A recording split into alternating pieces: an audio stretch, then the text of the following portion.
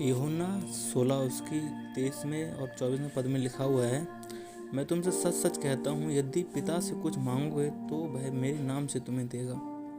अब तक तुमने मेरे नाम से कुछ नहीं मांगा, मांगो तो पाओगे ताकि तुम्हारा आनंद पूरा हो जाए।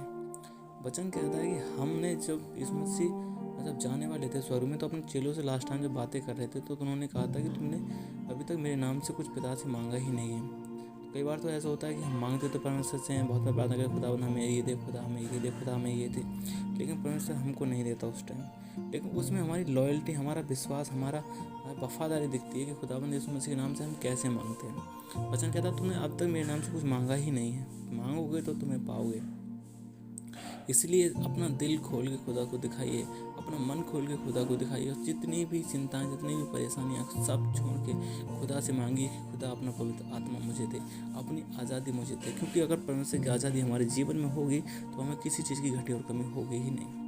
तो खुदा से मांगिए, परमेश्वर से मांगिए, तब वो हमारी सारी ज़रूरतों को पूरा करेगा। बस मांगने का तरीका होना चाहिए, अपने उसके साथ वफादार रहिए, परमेश्वर के साथ छोटी छोटी चीज़ों में वफादार रहिए, छोटी छोटी चीज़ों में खुदा को इज्जत दीजिए, तो परमेश्वर हमको प्यार करेगा, परमेश्वर हमसे प्यार करेगा और हमको बहुत आयत की आशीष देगा।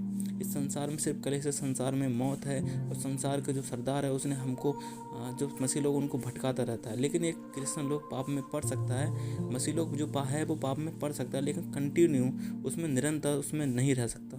मसीह पाप में नहीं रह सकता, क्योंकि उसके अंदर एक स्थिर आत्मा होता है जो परमेश्वर के बारे में बताता है कि नहीं ये गलत है, ये सही है। खुदा के बारे में बताता है कि हाँ मैं परमेश्वर का बेटा हूँ, परमेश्वर की बेटी हूँ, मैं ऐसा नहीं रह सकता। वचन कहता है कि यीशु मसीह ने कहा, ढाढ़स मानो मैंने संसार को जीत लिया है। तो संसार में तो कलेश है, तो परमेश्वर की महिमा के लिए हमें उसका शुक्रगुजार होना चाहिए कि उसने हमको आशीषों से भरपूर किया। पिता हमसे बहुत प्यार करता है, उससे मांगिए खुदाबंद की हमें अपना पवित्र आत्मा दे और वो हमको देगा। परमेश्वर पिता की सारी बातों में आपको धन्यवाद देता हूँ। खुदा आप परमेश्वर से मांगिए, वो आपको आदर करेगा, आपको प्यार करेगा, और उसका परमेश्वर का नाम दुनिया में फैलने वाला है बहुत जल्दी। खुदा बहुत जल्द आने वाला है, क्योंकि वो सबको उसके कामों के अनुसार बदला देगा। तो परमेश्वर से मांगी खुदा की अपना स्थिर आत्मा, अपना पवित्र आत्मा मुझे दे, ताकि वो मेरा मार्गदर्शन करे और मैं सब तेरी राहों पे ही चलने पाऊँ।